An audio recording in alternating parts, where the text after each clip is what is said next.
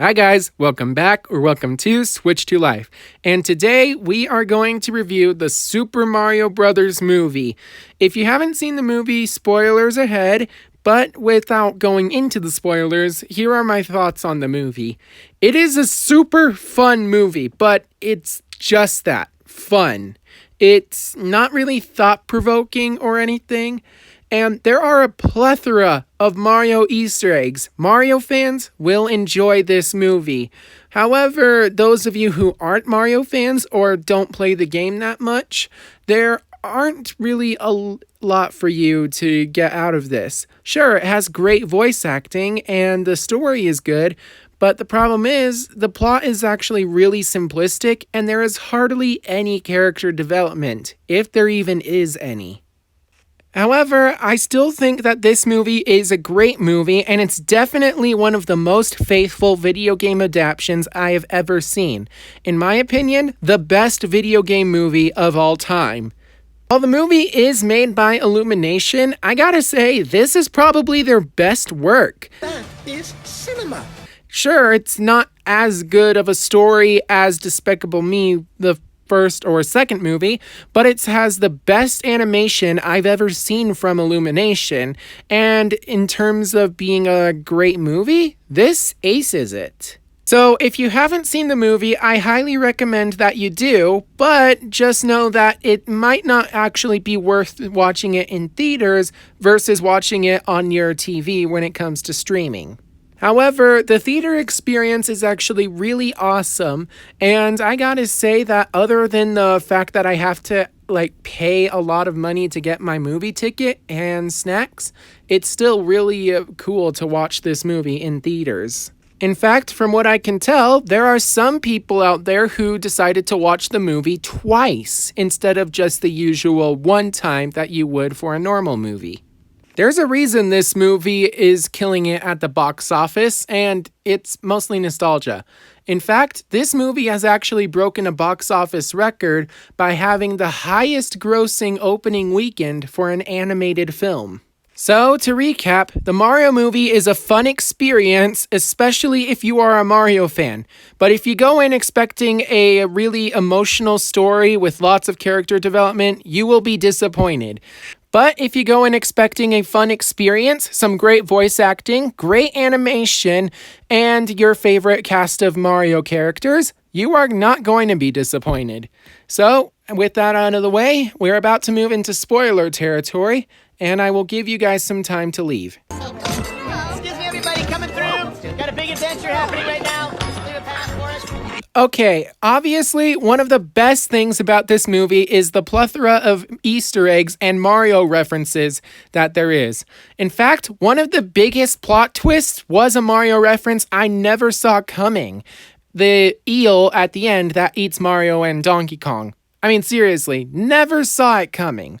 So, about the other Easter eggs, this film is probably going to kill it in streaming because people are going to want to make as many Easter eggs that you missed in the Mario movie for a long time. I've already praised the animation because it's one of the best that have ever come out of Illumination. Problem is, it's not that great when you compare it to other animation like The Bad Guys or Puss in Boots 2: The Last Wish.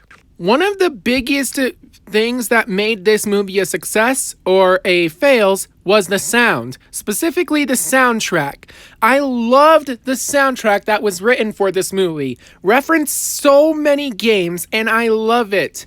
Except for the pop songs. The pop songs that were included in this thing, well, I don't know if they're actually pop songs, but you know what I'm trying to say. One of the biggest examples is Take On Me during the Jungle Kingdom tour. I could imagine a bunch of other good songs that could have gone with this, and especially if they wrote an entire song for the movie for that scene. Like bongos, that is a no-brainer. Take On Me? Why would you make that? Another one of the best or worst songs in the movie is Peaches, sung by Bowser, played by Jack Black. Peaches, peaches, peaches, peaches, peaches, peaches, peaches, peaches. peaches, peaches, peaches. Ah, oh, yeah. Oh. I actually loved the song, and apparently so do so many others, specifically the internet.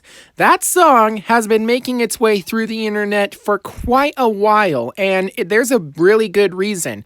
It's just something that you don't expect to see Bowser doing, but it's something that you do expect Jack Black to be singing. Speaking of, I'm going to transition to the voice acting. Jack Black was phenomenal as Bowser. I can't imagine anybody who would play the role better than him. And I loved Bowser in this movie. The only problem was that during the Peaches ballad, you could tell it was Jack Black, not Bowser.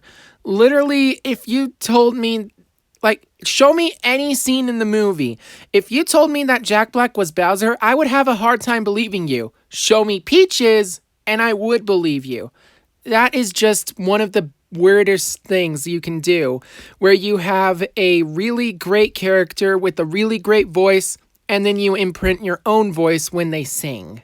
Speaking of, I don't think Bowser would ever sing a love ballad like that. But it's a great inclusion in the movie, and I can't deny that it's good for what it is. One of the best things about the movie, however, is the way that they implement the sounds from the games into the movie. Having the GameCube as Luigi's ringtone for his phone, that was one of the best inclusions I can think of. And all of the sounds throughout the movie, I would have to watch this movie again and again and again just to find the source material. Now, let's move on to the voice acting. I loved it. The voice acting was awesome in this movie, especially Bowser and Charlie Day as Luigi. I loved Charlie Day, and I'm so sad that we didn't actually get to see a lot of him and Mario together in this movie. In fact, we didn't see a lot of Luigi at all, which is one of the biggest critiques I have for the movie, but it's not the movie's fault. If Luigi wasn't captured, the movie would have zero plot, and that is one of the worst things you can do.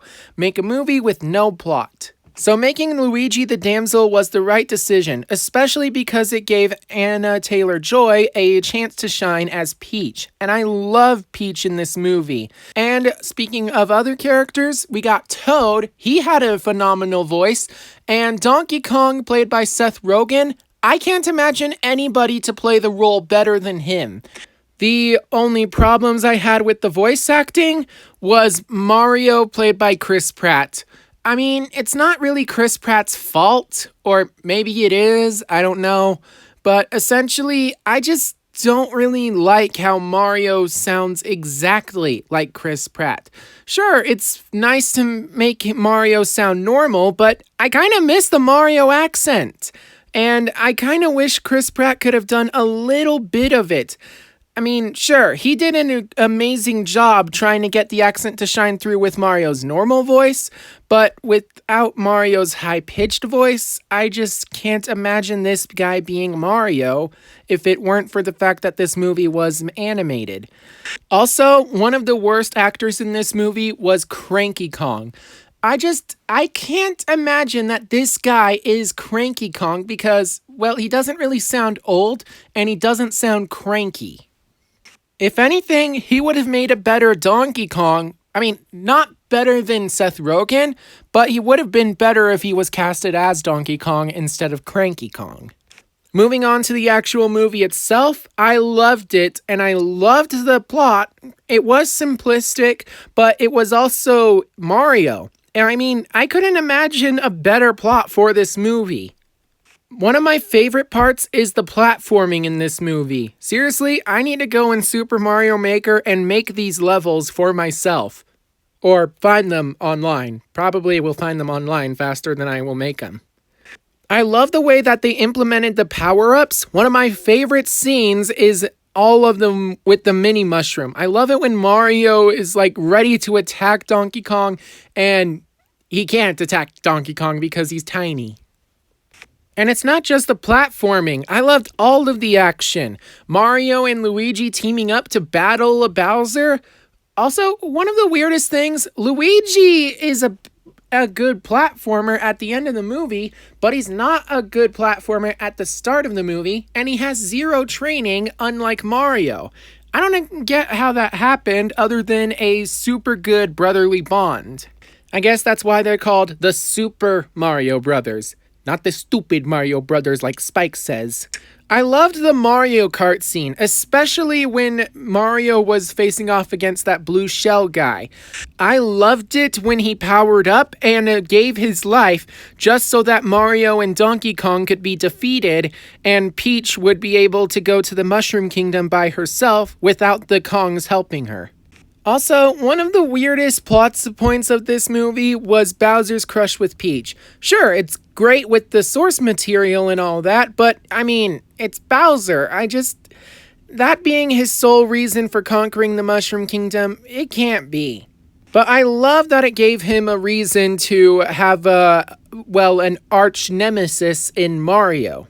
And I loved seeing how furious Bowser could be at the very end of the movie when he's attacking Brooklyn. Also, Bowser attacking Brooklyn, that was not one of the things I was predicting about this movie, and it just made it all the much better. There is one critique I have about the movie's plot, unfortunately, and that is the pacing. This movie has a really lot going on for it, but also a super short runtime of 90 minutes. And that just doesn't really make sense in my head. Because you need to give some time for the characters to go through some sort of character development or build relationships or whatever, which I'm happy with what the movie gave us, but I wish it could have been more. I guess that's one of the perks of doing a sequel for this movie. The first movie would build the world and give us the action. The sequels will give us the character relationships and development that we need. Specifically, one of the best things I could see happening is Luigi gaining the courage to do things on his own without his brother there to help him. I love this movie and I can't wait for more sequels and spin-offs to be made. I especially want a Donkey Kong movie and a Luigi's Mansion movie. But I also want Nintendo to care about their other franchises and give us the Nintendo Cinematic Universe. If you want, I left a video down below in the description where I go through my thoughts and opinions on how Nintendo should handle their Cinematic Universe. I know that last week I said I was going to discuss how the Mario movie fits into the Illumination cinematic universe, but I decided that that would be better as its own video, which I will post next week. Until then, I hope you guys enjoyed today's video and that you please like and subscribe so you can stay up to date on all DreamWorks content. Comment down below on what your favorite Easter egg in the Mario movie was. I hope that you are all staying safe out there, and I will see you all in the next one. Bye. Love really makes a guy come out of his shell.